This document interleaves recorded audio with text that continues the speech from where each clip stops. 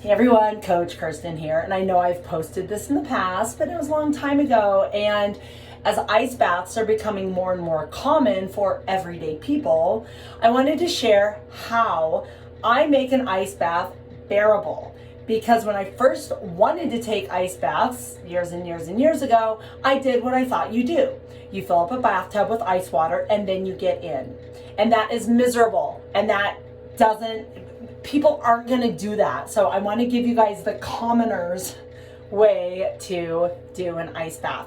So I have had a knee issue the past 1 week. It's been 1 week since last Thursday, and I've been doing a ton of different therapies and recoveries and working on healing it up because I have a race in 2 days that I really want to do.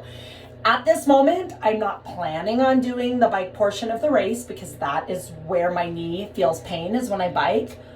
But I'm still hopeful because every day over the last 3 days, it's progressively getting better and better and better. So I had a ton of work done today, scraping and cupping and deep massage for 90 minutes on this one leg. So this leg is exhausted.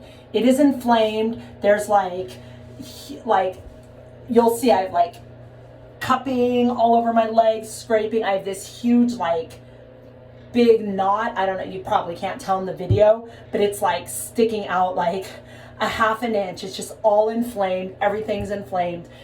And I need to tone it down and get rid of this inflammation. So here's what you do. You either have a ton of ice at your house, which some people have like giant ice makers, or you go to the gas station on the way home and get some bags of ice. So I usually get 2 bags of ice. Then if I'm just icing my lower body. If I was already wearing tights, like running tights, I would have them on right now. But I was wearing a tank top. I just put on a long sleeve shirt because I don't need to ice my upper body at all. And I want to stay kind of warm. And I get in the bathtub with no water. You guys, this is the secret. No water. Don't put your body into freezing cold water. You have to work up to it. So this is what I do. I have socks on because my toes get too cold. I have shorts on. If I was wearing pants already, I would have put pants on. And then you turn your water on cold. Okay? So your water's cold. There's a big difference between cold water and ice water. So start with cold water.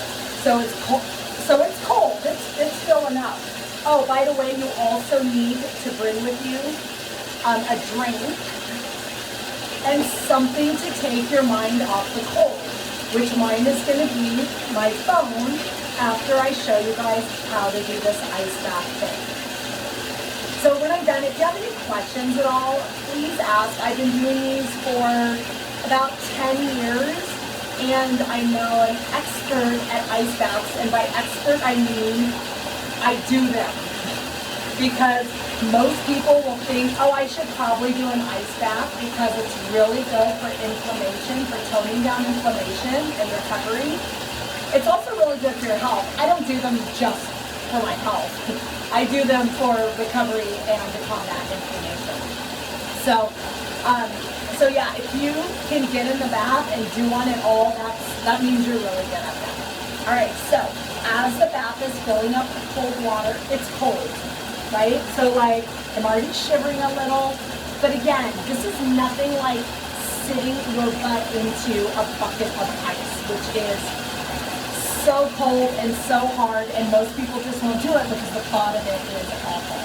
Another couple things you could do, I didn't do this today, but if your house is typically chilly, turn on the heater so that your house is nice and warm when you get out. Or number 2, if you have time afterward to get into a sleeping bag, or if you have an electric blanket or a really cozy bed, turn that electric blanket on, turn on a little space heater so that you can get warm quickly after, because it does take typically time for your body to warm back up after you submerge in cold. The thing I do immediately after is I do take a hot shower. So, let's say I was just coming in from a long run. I would just keep all my clothes on, minus my shoes. Go to the bathroom because you don't want to have to get out when you get back in. Grab some food. I usually grab like my post workout meal. I just haven't worked out today and I already ate earlier, so I'm not going to grab food, but I grab a drink just for fun. Just have something to comfort me. And then you let the bathtub fill up with cold water. So this is nice because you've probably heard about like the lobsters when they're boiled. Oh, cheer. I'm sorry, lobster. I obviously don't eat lobster. But they don't even know they're getting boiled to death because they're put into cold water and then they turn on the stove and so it slowly heats up the water. If a lobster was put right into a boiling pot, they would know they were being boiled to death. But they don't even know because it's gradual. So that's the same concept. So we're filling up our tub. So fill it up as high as you would fill up your tub. Maybe a little less if you have like a drainage thing going on. Oh, I also bring a towel just in case I want to wipe off my hands or like, because I'm going to be holding my phone afterward.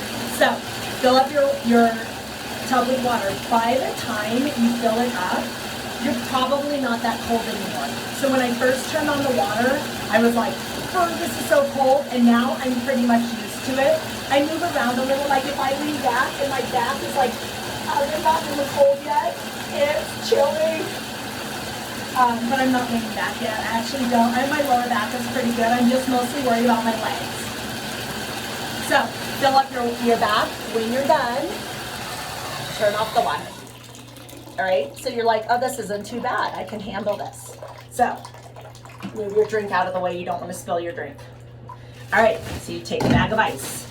Make sure it's crunched out. And you can use as much ice. The more ice, the better, to be honest. I just got 2 bags of ice from the gas station. I really didn't want to carry that many more bags of ice in from my car because I have to park kind of far. And you pour these in. Oh, one note, don't pour it in over your legs because the ice hurts. So pour it into the water and immediately, 1 bag of ice, immediately you're going to feel the water get colder. So you're like, oh, whoa, that's really cold. Good thing I didn't get into this full of ice. And then you take your next bag of ice and your next bag of ice and your next bag of ice and do the same exact thing. So as soon as you have all your ice in, you set your timer for 20 minutes.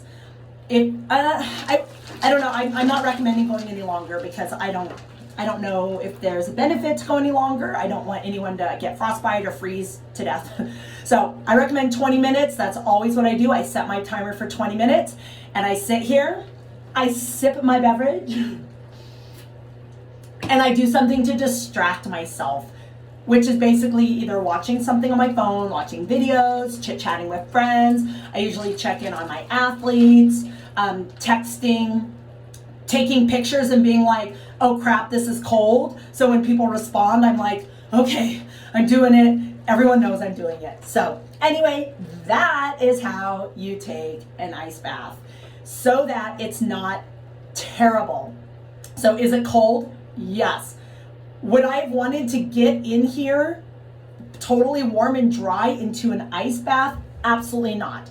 But the fact that I can slowly immerse myself as the water gets colder and colder, my body adapts, it gets colder. Now I'm comfortably sitting in a tub full of ice for 20 minutes. So I hope this was really helpful for you guys. If you have any questions at all for me as a coach or about ice baths, I don't know, life, please ask and I will see you guys next time. All right, have fun. Here I go.